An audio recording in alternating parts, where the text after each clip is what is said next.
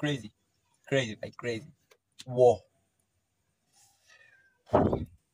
যারা যারা কালকে FA cup final Crystal Palace আর ম্যান সিটির ম্যাচটা মানে মিস করছেন, তারা তাদের তাদের তাদের জানায় এক বালতি বেদনা ভাই, এক বালতি বেদনা। What a match bro, what a match. Crystal palace তাদের 120 বছর ক্লাব ইতিহাসে প্রথমবারের মতন কোনো কাপ জিতছে, উইন হয়েছে। তাও কাদের বিরুদ্ধে ভাই? ম্যান সিটির বিরুদ্ধে, পেপ গার্দিওলার বিরুদ্ধে। কালকে জাস্ট ম্যাচটা দেখার পর আমি এইখানে বসে ম্যাচটা, আমি এইখানে এই চেয়ারে এইখানে বসে ম্যাচটা দেখছি, এইখানে বসে ম্যাচটা দেখছি। ম্যাচটা দেখার পর ভাই আমি এইখানে প্রায় 10 থেকে 20 মিনিটের মতন বসে জাস্ট ভাবতেছি যে পেপ গার্দিওলার বিরুদ্ধে ট্যাকটিক্সের, মানে আমি বলি আপনারা, ট্যাকটিক্সের মাস্টার, ট্যাকটিক্সের ওভার থিঙ্কার, মানে পেপ গার্দিওলার বিরুদ্ধে তারা এই ট্যাকটিক ব্যবহার করছে। ও ব্রো। তো দোস্ত লোক, ক্রিস্টাল প্যালেস তাদের 120 বছর ক্লাব ইতিহাসে প্রথমবারের মতন তারা একটা ফাইনাল জিতছে, এফএ কাপ ফাইনাল জিতছে ম্যান সিটির বিরুদ্ধে। আমার মনে হচ্ছে কি জানেন, আমার মনে হচ্ছে যে পেপ গার্দিওলার মাথার চুলগুলা পড়ছে হয়তোবা এই কারণেই ভাই, মাথার চুলগুলা এই কারণে পড়ছে। মানে সে যে এত কঠিন কঠিন ট্যাকটিক্স ইউজ করে ফাইনালে, কালকে হয়তোবা খেলা না দেখলে আপনারা বুঝতেন না হয়তোবা। মানে এত কঠিন কঠিন ট্যাকটিক্স, এত ট্যাকটিক্স, তাও ফাইনালের মতন একটা বড় জায়গায় তারা ইউজ করছে।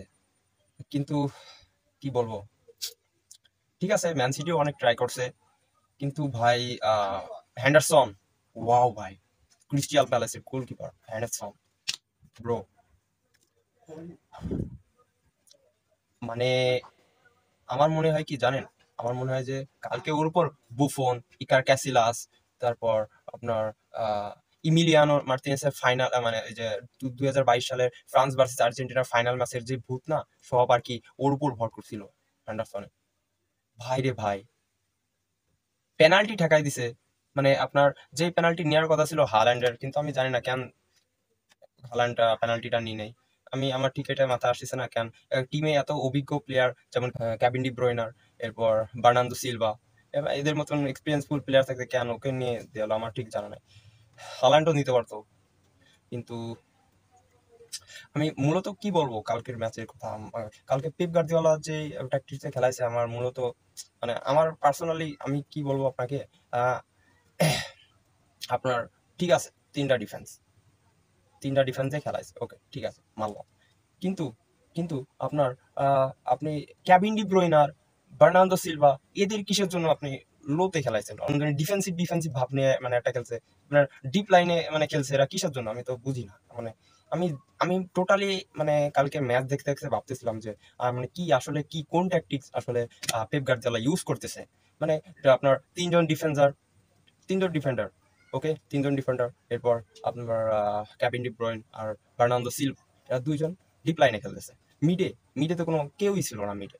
কালকে ম্যাচটা এমন মনে হচ্ছিল যে আপনার ডিফেন্সের স্ট্রাইকারের কাছে বল যাচ্ছে, ডিফেন্সের উইঙ্গারের কাছে বল যাচ্ছে, এরকম মনে হচ্ছিল কালকের ম্যাচটা। আমার কালকের ম্যাচটা এমন, আমি কোনো মুহূর্ত দেখিনি যে মিড মিড কোনো মিডের প্লেয়ার বলটা ডিফেন্সের কাছ থেকে ক্যারি করে উইং কিংবা স্ট্রাইকারের কাছে বলটা পৌঁছাই দিচ্ছে, এমন কোনো মুহূর্ত আমি কোনো বিগ চান্স, আমি তো মানে কোনো বিগ বিগ যেসব চান্স হচ্ছে ওইসব চান্স আমি দেখিই না। ক্রেজি ভাই, ক্রেজি। কিসের জন্য মানে কি কোন ট্যাকটিক্স ইউজ করছে? আমার মানে আসলে যে মানে উনি যে পেপ গার্দিওলা যে ট্যাকটিক্স, এই ট্যাকটিক্স ইউজ করে মানে কি বলবো, কি বলবো এটা, মানে উনি যে আপনার এরকম হার্ড হার্ড ট্যাকটিক্স গুলো ইউজ করে ফাইনাল, আসলে আমার আহ, মানে বুঝতে পারছি যে জিনিসটা কেন এমন হলো আর কি ম্যান সিটির ফাইনালে।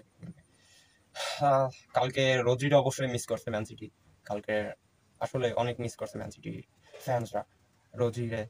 কালকে ম্যাচে আর কি আমি ভাবতেছিলাম যে আসলে এই জায়গাগুলোতে যদি রদ্রি থাকতো তাহলে হয়তো বা অন্য কিছু হইতে পারতো, তাহলে হয়তো বা ক্যাভিন ডি ব্রুইন কিংবা বার্নার্ডো সিলভা একটু একটু আপনার উপরের দিকে অ্যাটাকে আসতে পারতো। আমি কোনো ধরনের অভিযোজনের কাছ থেকে কোনো ধরনের অ্যাটাক আমি দেখি না, আহ, কোনো ধরনের অ্যাটাক ওরকম ভাবে আমি দেখি নাই ক্যাভিন ডি ব্রুইন আর বার্নার্ডো সিলভার কাছ থেকে। ওরা ডিপ লাইনে সবসময় মানে দাঁড়িয়ে ছিল ভাই, ডিপ লাইনে। তো ডিপ লাইনে দাঁড়ায় ছিল। এম, আমি আর কি বলবো, ম্যান সিটির পক্ষে আমি আর কিছু বলবো না এখন। এখন আমি বলবো ক্রিস্টাল প্যালেসের ভাই ইনসাইন ভাই, what a crazy match, what a crazy tactic, what a crazy defending, what a crazy goalkeeper, আর what a crazy coach. Wow ভাই। প্রথমত আমি কথা বলবো ক্রিস্টাল প্যালেসের কোচকে নিয়ে, অলিভার গ্লাসনারকে নিয়ে। ব্রো, ওয়াও ইনসেন ব্রো, মানে ভাই একটা ম্যাচের ভিতর যে উনি এতগুলো টেকটিক ইউজ করছে, আপনি হয়তো ম্যাচটা ওইরকম ভাবে অ্যানালাইসিস করে, মানে ওইরকম ভাবে খুঁটিনাটি না দেখলে আপনি বুঝবেন না। আমি আপনাকে বলি, ক্রিস্টাল প্যালেস যখন আক্রমণ পাচ্ছে, 5 জন ডিফেন্ডার, 4 জন মিড আর 1 জন স্ট্রাইকার। অলিভার গ্লাসনার এইটা ভাবছে যে হয়তো ম্যান সিটির আক্রমণ আমি ঠেকাইতে পারবো না, কিন্তু ম্যান সিটি আক্রমণ করলে যে যেমন রক্ষা করতে হয় সেটা আমি ঠিকই করতে পারবো। সেটাই করলো ভাই। যখন আপনার ম্যান সিটি দেখতেছে যে ম্যান সিটির ওদেরও মানে অ্যাটাকের পর অ্যাটাক মানে দিয়ে যাচ্ছে ভাই, তখন 5-4-1 ফরমেশন ইউজ করতেছে, 5 জন ডিফেন্ডার ইউজ করতেছে তারা। আপনার আর্লিং হাল্যান্ডে জাস্ট এমনি ধরে রাখছে 2টা ডিফেন্ডার, আর্লিং হাল্যান্ডে এমনি 2টা ডিফেন্ডার জাস্ট ধরে রাখছে। আর কালকের ম্যাচে যখন ওরা ক্রিস্টাল প্যালেসের দিকে অ্যাটাকের পর অ্যাটাক করতেছিল, তারা সবসময় একটা পাশ দিয়ে অ্যাটাক করতেছিল, তারা সবসময় অ্যাটাক করতেছিল। ম্যান সিটি হয়তো ডান পাশ দিয়ে নলে বাম পাশ দিয়ে। আমি এই ধরনের এই অ্যাটাকটা আমি দেখছিলাম যে মানে এইটা গত গত সিজনে আপনার জাবি আলোনসো ইউজ করছিল তার লেভারকুসেনের ইসে ভাই, যে কোনো এক পাশ দিয়ে অ্যাটাক করতো। তার ফরমেশনের মানে টেকটিকটা মানে কেমন ছিল যে ওরা জাবি আলোনসো এক পাশ দিয়ে অ্যাটাক করতো, হয়তো বা এই পাশ দিয়ে, হয়তো বা এই পাশ দিয়ে, যে কোনো একটা কোনা দিয়ে সে অ্যাটাক করতো। মানে বেশিরভাগই ভাই আপনার বলতে গেলে 60 থেকে 70-80% টাইম এরকম এই কোনা দিয়ে অ্যাটাক করতো। ম্যান সিটিরও আমি কালকে দেখছি ডোকুকে ব্যবহার করছে ভাই, ডোকুকে জাস্ট আটকায় ধরছে ভাই, জাস্ট ডোকুকে 1 সেকেন্ডের মতো সুযোগ দিই নাই ক্রিস্টাল প্যালেস। কিংবা আপনি সাপোজ বাম পাশে যদি তারা অ্যাটাকে ঢোকে, ডান পাশে সাবিনোকে কোনো সুযোগই দিই না ভাই, নো চান্স। এবার আসি ক্রিস্টাল প্যালেস পায়ে যখন বল ছিল, নট যে আমি এটা বলছি না যখন তারা অ্যাটাক করবে ম্যান সিটির, আমি তখন বলতেছি যে ক্রিস্টাল প্যালেসের যখন পায়ে বল ছিল, 3-4-3 3-4-3 এই ফরমেশন, জাস্ট এমনি 3টা ডিফেন্স, 4টা মিড, 3টা স্ট্রাইকার, বলতে একজন আপনার সিএফ আর 2 জন উইং, 2 উইং দুই পাশে, জাস্ট ক্রেজি ভাই, ক্রেজি। অলিভার গ্লাসনার খুব ভালো, মানে আপনার ট্যাকটিক মাস্টারে যে রুখে দেবে, ট্রেবল যে কোচরে যে আপনি রুখে দেবে। আসলে ভাই আমি ক্রিস্টাল প্যালেস আর ম্যান সিটির ম্যাচের পূর্বে আমি কখনোই ভাবিনি যে এরকম একটা কাহিনী করতে যাচ্ছে ম্যান সিটির সাথে। যখনই দেখতেছিল ক্রিস্টাল প্যালেস যে ডি ব্রুইন আর বার্নার্ডো সিলভা আপনার একটু ডিপ লাইনের দিকে খেলতেছিল, ডিফেন্সের কাজ দিয়ে খেলতেছিল, তখন মূলত ক্রিস্টাল প্যালেসের যেই ক্রিস্টাল প্যালেসের যে 2 জন ডিফেন্সিভ মিডফিল্ডার ছিল, তারা পুরোপুরি আপনার ম্যান সিটির মিডকে এমনি ধসে দিছে ভাই।